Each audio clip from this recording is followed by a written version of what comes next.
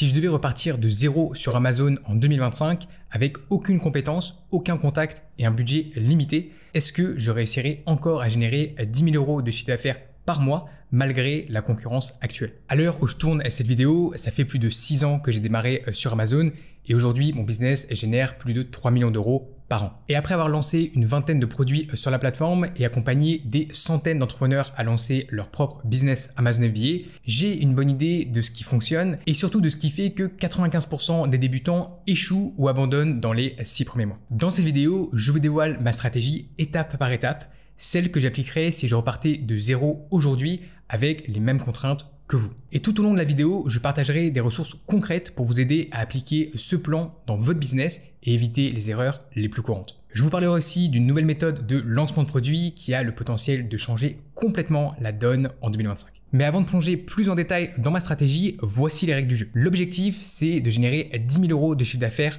par mois en 120 jours maximum et avec un budget de départ de 10 000 €. Maintenant que les règles sont posées, la première chose que je ferai, ce n'est pas de chercher un produit ou d'ouvrir mon compte Amazon. Et non, ce serait pas non plus de passer des mois à suivre des formations théoriques. Ce serait de poser des bases solides, de définir des objectifs clairs, un plan d'action précis avec une vraie approche d'entrepreneur. Parce qu'avant de gagner 10 000 € par mois, il faut savoir exactement où on veut aller et quelles sont nos armes. Donc à mon avis ici, la première question à se poser, elle est assez simple. C'est quelle est mon ambition réelle avec ce business? Est-ce que je veux créer un complément de revenus de quelques centaines d'euros par mois, me dégager un salaire de 2 à 3 000 € par mois pour pouvoir quitter mon job et gagner en flexibilité et en liberté au quotidien? Ou est-ce que je veux bâtir une véritable entreprise capable d'atteindre et de dépasser le million d'euros de chiffre d'affaires par an? Et surtout, quelles sont mes armes pour y parvenir? De combien de temps est-ce que je dispose chaque semaine? Quel capital suis-je prêt à investir pour faire décoller mon projet? Et sans ces réponses, vous avancez à l'aveugle. Et croyez-moi, après avoir accompagné beaucoup d'entrepreneurs, l'une des raisons principales d'échec, c'est justement de ne jamais avoir défini d'objectifs clairs dès le départ et de se retrouver un petit peu perdu sans trop savoir où on va. Donc à mon avis, il est essentiel de se créer une timeline avec des objectifs chiffrés et adaptés à votre situation. Dans mon cas, si je repartais de zéro aujourd'hui, voici comment je poserai les bases. Donc l'objectif de chiffre d'affaires, ce serait 10 000 € par mois sur Amazon parce que c'est un bon début. Dans un délai de 120 jours, soit 4 mois, à mon avis, c'est assez long pour obtenir des premiers résultats, mais c'est assez court pour éviter de trop procrastiner ou de se démotiver. Et un peu plus tard dans cette vidéo, je vous partagerai un modèle de planning que vous pourrez adapter facilement à votre situation. Ce sera un outil concret pour visualiser votre parcours sur les 120 prochains jours. Pour atteindre ces objectifs, il faut aussi être lucide sur les ressources disponibles. Déjà en termes de temps, combien d'heures par semaine suis-je prêt à consacrer sérieusement à ce projet? Dans mon cas, je viserai sans doute entre 10 et 15 heures par semaine, parce qu'en pratique, ça représente environ 2 heures de travail par jour, ce qui est selon moi assez idéal si on veut se lancer en parallèle d'un emploi ou d'une autre activité. Ensuite, il y a la question de l'investissement initial. Pour moi ici, ça serait 10 000 €. C'est possible de se lancer avec moins, mais aujourd'hui, c'est un budget de départ qui me paraît cohérent et permet plus de flexibilité pendant le lancement au niveau du choix du produit et de l'achat de stock. Et quand on y pense, un billet de 10 000 € tout compris pour lancer une vraie entreprise, en réalité, c'est assez faible et relativement accessible pour beaucoup de personnes. À titre personnel, j'avais commencé avec environ 6 000 € en travaillant 2 jobs en parallèle pour réunir cette somme. Et justement, la troisième ressource qui est extrêmement importante, mais souvent sous-estimée, c'est le focus. L'attention. Suis-je capable de rester pleinement concentré sur ce projet sans me disperser pendant ces 4 mois critiques? Suis-je prêt à en faire ma priorité numéro 1 et à accepter de faire quelques sacrifices? Je sais que dans mon cas, la réponse serait oui.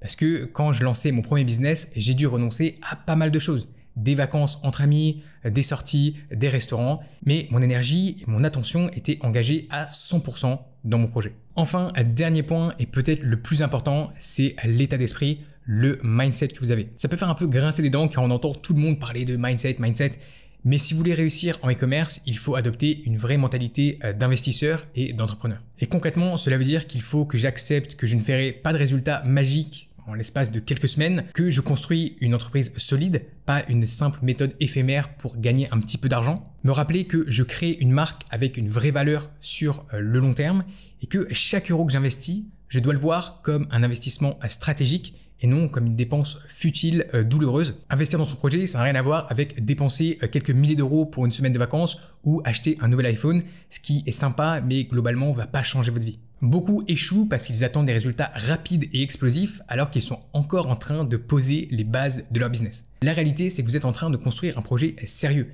Et comme toute construction solide, il faut commencer par les fondations. Avec cette approche, avec un plan d'action clair et des objectifs précis, vous avez déjà une grosse longueur d'avance sur 80% des vendeurs qui se lancent sur Amazon. Alors maintenant, mes objectifs sont posés, passons à l'étape suivante. La deuxième étape que j'enclencherai immédiatement, c'est la création d'une structure juridique. Et je n'attendrai pas d'avoir trouvé mon produit idéal pour le faire. Alors ok, c'est certainement pas l'étape la plus excitante du processus, mais c'est une étape obligatoire qui vous évitera pas mal de problèmes par la suite. Pourquoi? Eh bien parce que pour devenir vendeur professionnel sur Amazon, il faut être une entreprise et non un particulier qui vend quelques articles de temps en temps. Mon projet ici, c'est de bâtir un vrai business, pas juste vendre 2 produits entre midi et 2. Et donc j'ouvrirai mon entreprise le plus tôt possible pour plusieurs raisons. D'abord, pour éviter de perdre du temps inutilement. Je sais par expérience que l'administratif peut vite devenir un frein si on le repousse trop longtemps. Et donc, en lançant les démarches dès le début, je m'assure que tout sera prêt à temps. Ensuite, parce que j'aurai besoin de mon entreprise pour ouvrir et valider mon compte vendeur sur Amazon. Et je veux que tout soit carré et fonctionnel dès le départ. Mon entreprise créée, avoir un compte bancaire prêt et fonctionnel et avoir mon compte vendeur Amazon ouvert et validé. Cela me permettra de gagner du temps, d'éviter les mauvaises surprises et d'avancer sur des fondations solides dès le départ. Alors ici, évidemment, le choix de la forme juridique dépend de ma situation personnelle et de mes objectifs. Entre micro-entreprise, ERL, SASU ou d'autres options, il n'y a pas de réponse unique. C'est pour ça que j'ai publié une vidéo complète à ce sujet dans laquelle je compare les différents types de sociétés qui sont adaptées pour se lancer sur Amazon en fonction de votre situation. Vous trouverez les liens de toutes les ressources que je vais mentionner dans cette vidéo juste en dessous dans la description. En parallèle de la création de ma société, je commencerai à chercher une bonne opportunité de produit. Forcément, c'est la base pour tout e-commerçant et c'est ici que les choses sérieuses commencent. La première question serait de savoir où chercher, ou plutôt dans quel pays est-ce que je vais chercher une idée de produit rentable à vendre sur Amazon. Parce que tous les marchés Amazon ne sont pas au même niveau. Il y a une grosse différence par exemple entre le marché américain et le marché espagnol, vous vous en doutez. Et ici, c'est une des premières décisions réellement stratégiques que je devrais prendre. Et avec un budget de 10 000 euros, j'éviterai tout simplement les États-Unis. En 2025, c'est vraiment une marketplace ultra concurrentielle qui demande des budgets beaucoup plus élevés à mon avis pour se lancer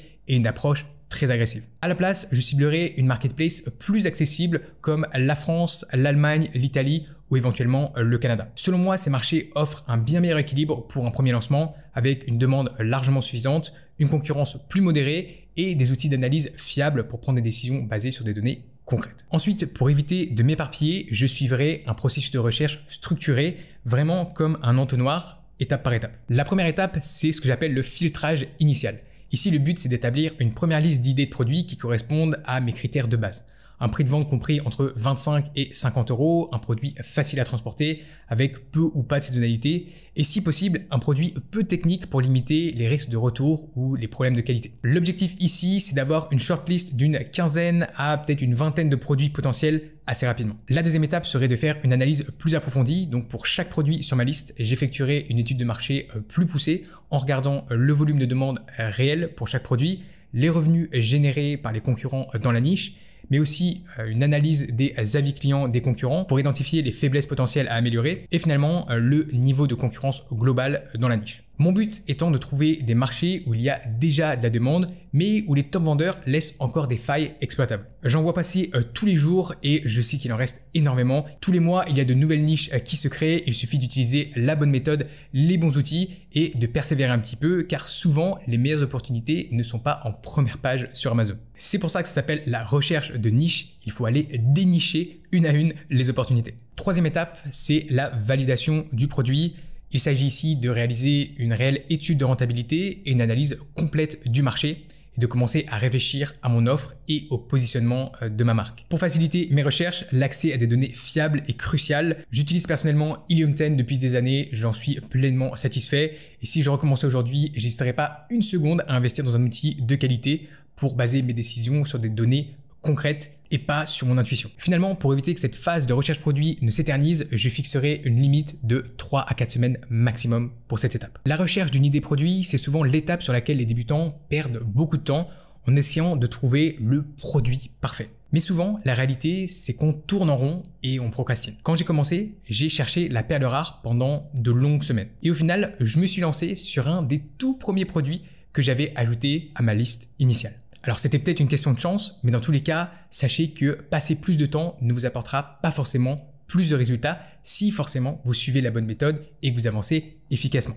Il ne s'agit pas non plus de se lancer sur le premier produit que vous avez trouvé. D'ailleurs, si vous voulez aller plus loin, j'ai créé un tutoriel détaillé de 50 minutes sur comment trouver une idée de produit à vendre sur Amazon. Ce sera inclus dans les ressources de la vidéo, juste en dessous en description. Une fois mon opportunité de produit identifiée et validée, je passerai à la création et au sourcing d'une offre produit réellement unique. C'est ce que j'appelle le Private Label 2.0. Trouver une idée de produit, c'est un bon début. Maintenant, il faut réfléchir à une offre produit globale et comment on va pénétrer le marché réellement. Parce que la méthode qui consiste à acheter un produit générique sur Alibaba et vendre exactement le même bibelot que 10 ans de vendeurs chinois simplement en ayant rajouté un sticker avec sa marque, clairement aujourd'hui, ça ne fonctionne pas. Donc le but, c'est de développer une offre produit réellement différenciée et unique par rapport à la concurrence. Mais pas besoin d'inventer quelque chose de révolutionnaire non plus. C'est là toute la beauté de la méthode du Private Label 2.0.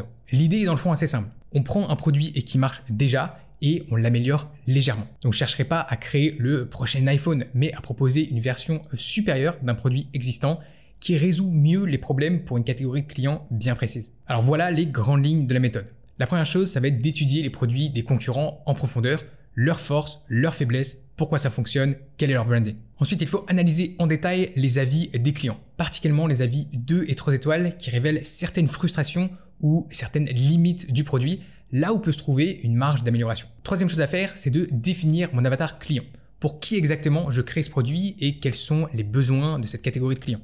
Si on essaie de créer un produit qui va plaire à tout le monde, il y a pas mal de chances pour que ça ne plaise vraiment à personne. Un bon outil à utiliser ici, c'est Shulex que j'avais présenté dans une vidéo précédemment sur la chaîne. C'est pas obligatoire, mais ça permet d'aller plus vite en utilisant l'IA pour déceler des idées d'amélioration potentielles. Bien sûr, j'utiliserai aussi la puissance de ChatGPT pour analyser les avis clients et concevoir une offre unique. D'ailleurs, tout ça n'était pas disponible quand je me suis lancé, j'ai dû faire tout ça à la mano, mais aujourd'hui, ce serait quand même dommage de s'en priver. En parallèle, il faut aussi commencer à créer l'identité de notre marque. Le nom, le positionnement sur le marché, le logo, l'achat graphique, pour créer un branding, une image de marque cohérente. Et c'est sans doute ma partie préférée du processus et pendant laquelle l'IA peut vraiment faire des miracles aujourd'hui. Finalement, à cette étape, il faut aussi se pencher sur la partie sourcing, qui va produire notre marchandise. C'est une étape à prendre très au sérieux car sans un partenaire fiable et de qualité, vous n'irez pas très loin en e-commerce. Le sourcing, c'est un sujet assez vaste, donc c'est difficile de rentrer dans les détails, mais voici l'essentiel en quelques points. D'abord, il faut contacter plusieurs fabricants, différentes usines pour avoir des devis à comparer. Ensuite, il faut établir une bonne communication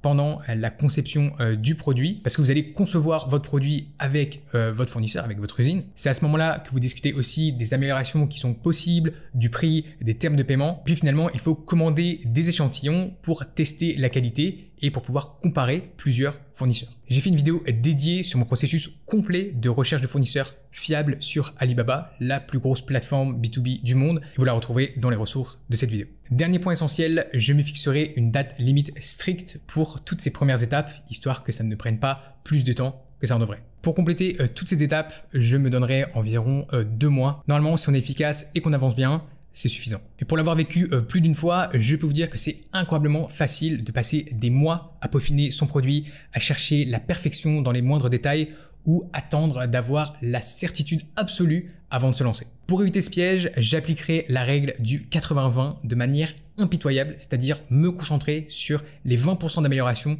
qui vont apporter 80% de la valeur au client.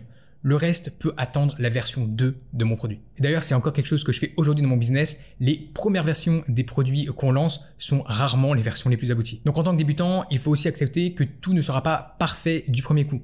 Le but n'est pas de viser la perfection, mais de lancer un produit suffisamment bon pour satisfaire les clients, générer des ventes et lancer la machine. Une sorte de MVP façon e-commerce si vous le voulez. Ce qu'il faut comprendre, c'est que Amazon récompense ceux qui passent à l'action, pas ceux qui passent tout leur temps à planifier chaque détail mais qui au final n'avancent pas. D'ailleurs, après plus de 6 ans dans ce business, je continue de lancer des produits qui ne sont objectivement pas parfaits, surtout lors de la première commande. Mais ça m'empêche pas de faire des ventes et de pénétrer de nouveaux marchés. Donc ce qu'il faut, c'est simplement être meilleur que vos concurrents Et en général, quand on voit le niveau sur Amazon, c'est pas bien compliqué. Donc gardez en tête que l'exécution rapide, c'est plus important que la perfection qui au final n'arrive jamais. Donc une fois que cette phase de développement produit est terminée, je serai prêt à passer ma première commande. Donc avec mon produit validé et mes échantillons approuvés, j'entamerai l'étape qui concrétise vraiment le projet, c'est-à-dire la commande et l'expédition de mon stock. À ce stade, ma priorité absolue, c'est de minimiser les risques. Et c'est là que beaucoup de nouveaux vendeurs commettent des erreurs coûteuses en cherchant à économiser quelques euros qui peuvent leur en coûter des milliers plus tard ou faire échouer le projet.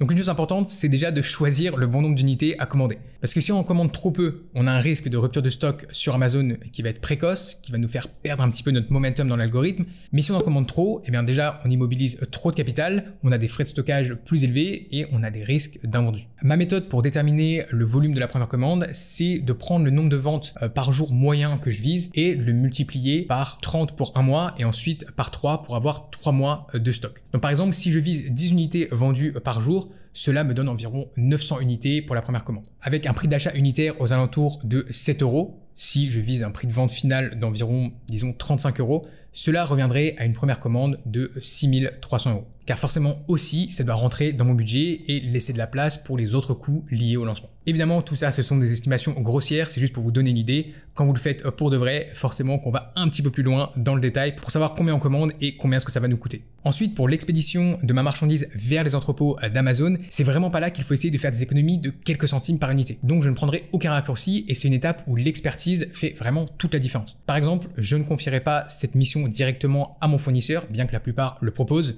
ou à un freight forwarder bon marché que j'ai trouvé sur Alibaba sans aucune recommandation. Ces options peuvent sembler économiques, faciles, mais peuvent rapidement se transformer en un véritable cauchemar. Retour interminable, problème de conformité douanière, colis ou marchandises perdues. Bref, vous voulez éviter ça et donc à la place, je travaillerai exclusivement avec des freight forwarders expérimentés, spécialisés dans l'expédition de marchandises vers Amazon. Aujourd'hui, je me suis créé une liste de partenaires fiables avec qui j'ai l'habitude de travailler et que j'ai même rencontré personnellement lors d'un voyage en Chine. Ils s'occupent de tout le processus et je leur fais entièrement confiance.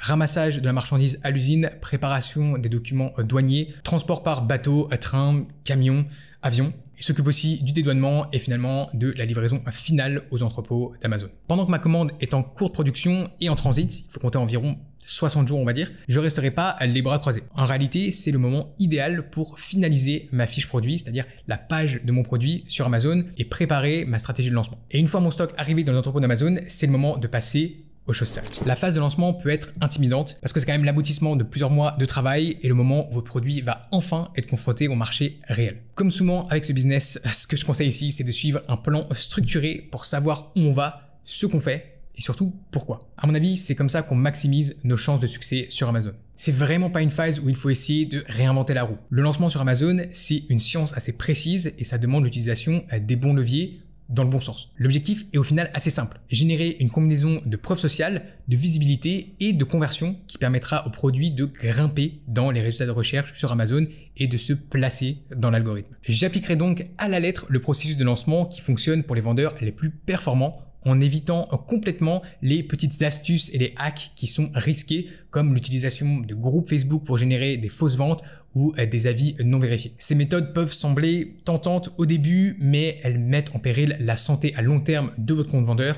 Donc vraiment, c'est à proscrire. Donc voici le processus de lancement en 3 étapes. D'abord, il faut obtenir les premiers avis clients via le programme Vine. C'est un programme officiel d'Amazon qui permet de recevoir des avis de la part de testeurs choisis et approuvés par Amazon en échange de produits gratuits. C'est totalement conforme aux règles et ça permet de démarrer avec une base d'avis authentique. En parallèle, je mettrai en place des campagnes publicitaires, on appelle ça des campagnes PPC sur Amazon, pour booster la visibilité de mon produit sur la plateforme. L'objectif de ces campagnes, ce n'est pas nécessairement d'être rentable immédiatement, mais plutôt de générer du trafic qualifié et des ventes qui enverront des signaux positifs à l'algo. Parce qu'en effet, Amazon récompense les produits qui font des ventes, convertissent bien et qui reçoivent des avis clients positif. Donc ce qu'on cherche à faire ici, c'est vraiment d'enclencher ce cercle vertueux. À ce stade du lancement, j'aurai forcément un peu de stress. Est-ce que mon produit va plaire? Est-ce que les gens vont cliquer dessus et l'acheter? Est-ce que j'ai fait les bons choix? Et c'est tout à fait normal, surtout pour un premier produit. Mais je sais aussi que cette anxiété disparaît avec l'expérience et les membres de mon programme qui en sont à leur 3e ou 4e lancement font maintenant ce processus quasiment les yeux fermés. Et en 2025, j'ajouterai un nouvel élément à ma stratégie de lancement qui n'existait pas quand je me suis lancé, c'est TikTok Shop. C'est une plateforme qui offre maintenant une opportunité assez incroyable pour booster le lancement d'un produit sur Amazon. Donc en imaginant que mon produit se prête plutôt bien à TikTok, j'utiliserai des créateurs sur TikTok Shop pour générer du trafic externe et renvoyer des acheteurs vers mon produit sur Amazon. Et à ce moment-là du lancement, c'est un peu comme si vous mettiez du kérosène dans un moteur. Ça catapulte votre produit dans les résultats de recherche beaucoup plus rapidement. Seulement et seulement si vous envoyez du trafic qualifié qui va convertir sur votre produit. La combinaison TikTok Shop et Amazon est particulièrement puissante car elle génère des recherches ciblées pour votre marque sur Amazon. Et quand un client voit votre produit sur TikTok et va ensuite le chercher directement sur Amazon parce qu'il en a l'habitude et c'est là qu'il achète, eh bien c'est un signal extrêmement fort qu'on envoie à l'algorithme. En suivant cette approche méthodique pour mon lancement, en respectant à chaque étape et en utilisant les leviers les plus efficaces, je pourrai commencer rapidement à générer des ventes régulières et rentable. Et à ce stade, on peut dire que l'aventure est bel et bien lancée. J'ai raconté mon parcours plusieurs fois sur cette chaîne, mais je pense que c'est bien de rappeler un détail assez important ici. Quand je me suis lancé sur Amazon, j'avais un avantage précieux. Je travaillais depuis 1 an pour un vendeur Amazon américain dans une niche très concurrentielle, celle des compléments alimentaires. Et c'est lui qui m'avait formé sur les meilleures méthodes à utiliser. Et cette expérience m'a fait gagner un temps considérable quand je me suis lancé avec mon propre produit. Mais surtout, elle m'a permis d'éviter la plupart des erreurs classiques de débutants qui peuvent coûter des milliers d'euros et engendrer des mois de retard. Et en toute honnêteté, si je recommençais depuis zéro aujourd'hui, je voudrais pas le faire seul. Je voudrais être accompagné par un expert du domaine, un vendeur qui est actif, qui gère son business Amazon au quotidien. Pourquoi? Eh bien pour 2 raisons simples. D'abord pour réduire le risque sur mon investissement et ensuite pour accélérer le processus en suivant une méthode détaillée. C'est exactement pour ces raisons que j'ai créé le programme FBA Accelerator pour partager mon expertise avec des entrepreneurs sérieux qui veulent maximiser leurs chances de succès sur Amazon. Alors si vous êtes une personne motivée et que vous souhaitez être guidé étape par étape pour bâtir votre business sur Amazon, je vous invite à consulter ce programme. Vous trouverez un lien dans la description de cette vidéo et vous pourrez réserver un appel avec moi ou un membre de mon équipe. Et si nous pensons réellement pouvoir vous aider à atteindre vos objectifs, on vous fera une proposition pour un accompagnement qui correspond à vos besoins. Et ce que je peux vous garantir, c'est que si vous êtes accepté dans ce programme, vous bénéficierez du même niveau d'expertise et d'accompagnement que celui qui m'a permis de construire mon business à plus de 3 millions d'euros par an. Mais que vous choisissiez de nous rejoindre ou de vous lancer seul, j'espère sincèrement que cette vidéo vous aura donné une feuille de route claire pour votre aventure sur Amazon. Donc dans mon cas, si j'exécute correctement toutes les étapes que je viens de vous présenter, je pourrai lancer mon produit sur Amazon à la fin du 3e mois et commencer à générer mes premières ventes. Avec un produit acheté pour environ 7 € et vendu à 35 € TTC sur Amazon, je pourrais atteindre la barre symbolique des 10 000 € de chiffre d'affaires mensuel en vendant simplement 10 unités par jour en moyenne. Pourquoi est-ce que je me base sur ces chiffres précis? D'abord, parce qu'un prix de vente autour de 35 €, ça représente une bonne moyenne. J'ai pu observer que les vendeurs les plus performants dans mon entourage ainsi que les meilleurs membres de mon programme FBA Accelerator vendent majoritairement des produits entre 25 et 50 voire 60 €. Certains commercialisent des produits plus chers à 100 ou 150 €, mais c'est plutôt rare. Et de même de l'autre côté, certains vendent des produits à moins de 20 €, mais c'est l'exception plutôt que la règle. Pour le coût d'achat, je vise généralement un ratio de 1 pour 5 entre le prix d'achat et le prix de vente. Donc pour un produit vendu 35 €, un coût d'achat autour de 7 € est idéal et totalement atteignable. Ce ratio permet d'absorber tous les frais Amazon, les coûts logistiques, tout en dégageant une marge brute entre 20 et 30%. Finalement, avec mon budget de départ de 10 000 €, je pourrais donc financer l'achat de 1000 unités, on va dire pour être large, pour environ 7 000 €, ce qui représente environ 3 mois de stock à un rythme de 10 unités vendues par jour. Et ça laisse encore de l'argent pour couvrir les dépenses annexes comme les abonnements au logiciel d'analyse, les codes barres, la création du logo et d'autres frais de lancement. Et réaliser 10 000 € de chiffre d'affaires mensuel, c'est bien plus qu'un simple chiffre. À ce stade, j'aurai la confirmation qu'il existe une véritable demande pour mon produit, que j'ai correctement exécuté chaque étape du processus et que mon business a de réelles perspectives de croissance. Et je pourrais aussi valider que je dispose d'une marge suffisante pour être rentable et pouvoir réinvestir dans la croissance de mon business. Ensuite, ok, atteindre la barre symbolique des 10K par mois, c'est top, mais c'est en réalité que le début de l'aventure. Parce que si je recommençais de zéro aujourd'hui, j'aurais qu'une hâte, ce serait de développer le business et je ferai ça en 2 grandes étapes. D'abord, solidifier les bases pour m'assurer d'avoir un socle solide, on va dire, sur lequel je peux me développer. Ça inclut plusieurs choses. D'abord, de traquer, de suivre méticuleusement l'évolution de mon produit, ses performances de vente, son ranking dans les résultats de recherche, sa rentabilité réelle. Et pour ça, j'utiliserai des outils comme Helium 10 pour le tracking des rankings, la performance des concurrents et Sellerboard pour analyser la rentabilité de mon business et de mon produit en temps réel. Ensuite, deuxième chose, ça peut paraître évident, mais il faut quand même le mentionner, je m'assurerai que les clients sont réellement satisfaits en surveillant les avis et les retours pour identifier rapidement tout problème potentiel. À ce stade, il faudra aussi que je place une deuxième commande suffisamment tôt pour assurer un réassort dans les temps et éviter la rupture de stock sur Amazon, qui est l'un des pièges les plus courants quand on se lance. C'est pas fatal en soi, mais si on peut l'éviter, c'est mieux. Finalement, j'en profiterai pour optimiser les différents aspects de mon offre, le listing produit en l'adaptant au retour des premiers clients, et puis aussi le produit en lui-même avec de petites améliorations comme un manuel d'utilisation plus clair ou un meilleur packaging si j'ai pas eu le temps de le faire sur la première commande. Je me pencherai aussi sur mes campagnes publicitaires PPC pour augmenter leur efficacité et réduire le coût d'acquisition client. C'est à ce moment-là qu'on fait la transition entre les campagnes PPC de lancement vers des campagnes que j'aime bien appeler evergreen. Deuxième étape, ce serait la phase de croissance et là j'appliquerai un principe simple mais très puissant, prendre ce qui fonctionne et le dupliquer. C'est-à-dire que je pourrais lancer mon produit sur d'autres marchés européens grâce au programme Pan-EU d'Amazon, qui est sans doute la méthode de scaling la plus efficace et la moins risquée. Et ensuite, je commencerai à réfléchir comment développer ma gamme en lançant d'autres produits complémentaires en utilisant exactement la même méthode qui a fait ses preuves pour mon premier produit, parce que je sais que ça marche. Les Américains appellent ça le rinse and repeat. En gros, on rince et on recommence. Donc avec tout ça, en l'espace d'un an, je serai capable de passer de zéro à un business qui tourne et qui génère plusieurs dizaines de milliers d'euros par mois de chiffre d'affaires. Bien sûr, avec un budget initial de 10 000 euros, il faut aussi être réaliste. C'est concrètement impossible d'avoir un business qui va générer des millions dès la première année. Pour vous donner un exemple, j'avais réussi à atteindre les 300 000 euros sur mes 12 premiers mois de vente sur Amazon. J'espère que vous avez apprécié cette vidéo et ce guide pratique. Vous retrouverez toutes les ressources que j'ai mentionnées dans cette vidéo dans la description juste en dessous. Et n'hésitez pas à laisser un commentaire si vous avez des retours ou des questions. Je prends le temps de lire tous vos commentaires et d'y répondre. À très vite pour une nouvelle vidéo.